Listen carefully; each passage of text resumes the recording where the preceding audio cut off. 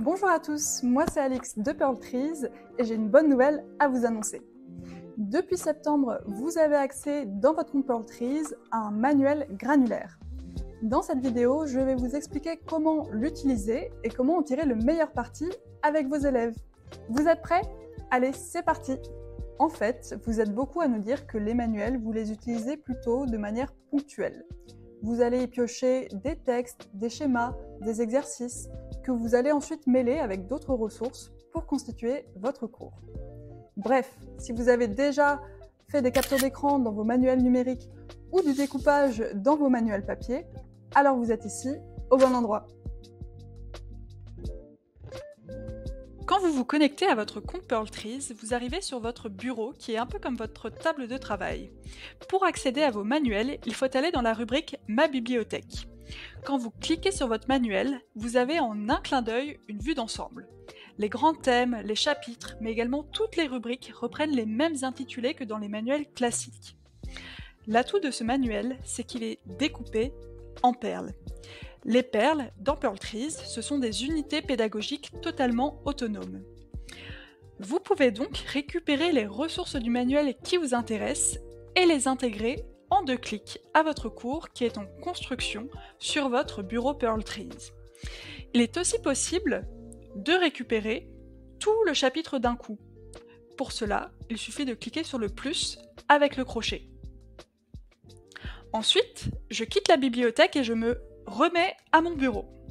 Désormais, je peux personnaliser ma ressource pour l'adapter au mieux à mes besoins. Par exemple, je modifie le titre, puis je range ma perle de manuel pour bien l'articuler avec les autres perles de mon cours. Je vais également créer une section chapitre du manuel afin que mes élèves puissent s'y référer si besoin.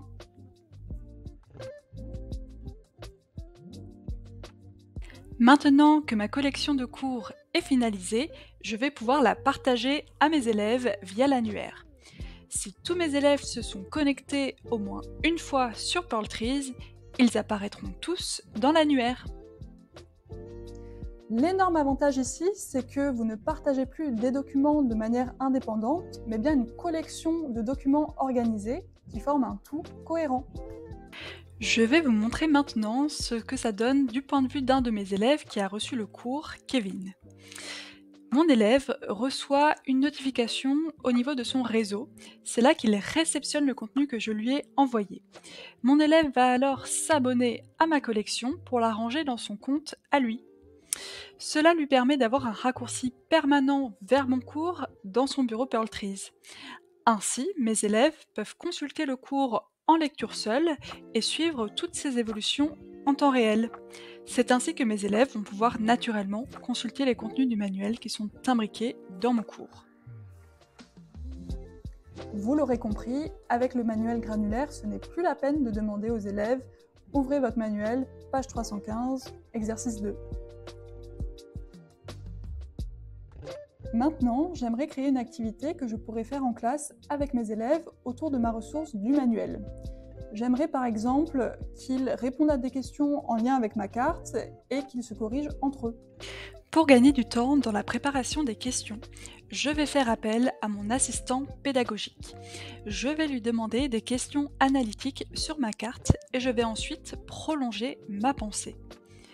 Mon assistant pédagogique repose sur une technologie d'IA générative et il est seulement disponible pour les professeurs. Après relecture, les questions me paraissent bien, je vais juste supprimer la dernière pour que ce ne soit pas trop long. Maintenant, je suis en classe avec mes élèves, je vais vidéo-projeter ma perle de manuel avec les questions en dessous, puis j'invite mes élèves à déposer leurs réponses dans Pearl Trees.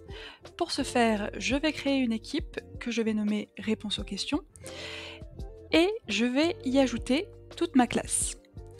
Par contre, au départ, je ne veux pas que mes élèves voient les réponses de leurs camarades, je paramètre donc la visibilité en privé renforcé.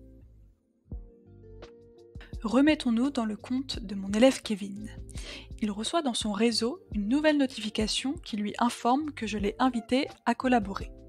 Il va donc placer l'équipe dans son compte de la même manière qu'il a rangé ma collection de cours précédemment.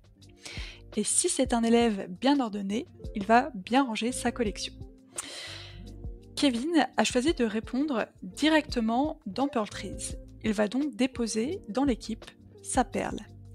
Emma, à droite, a choisi de prendre une photo de sa feuille et de la déposer dans Pearl Trees. Comme on est dans une équipe privée renforcée, Kevin ne voit pas le dépôt d'Emma et réciproquement. Et moi, en tant que créatrice de l'équipe, j'ai une vision d'ensemble sur les rendus. Maintenant, si je veux que mes élèves se corrigent entre eux, je vais passer l'équipe de privé renforcé à privé, ce qui permettra à mes élèves de voir les rendus de leurs camarades dès à présent. Voilà, j'espère que cette vidéo aura pu vous aider. Et maintenant, à vous de jouer!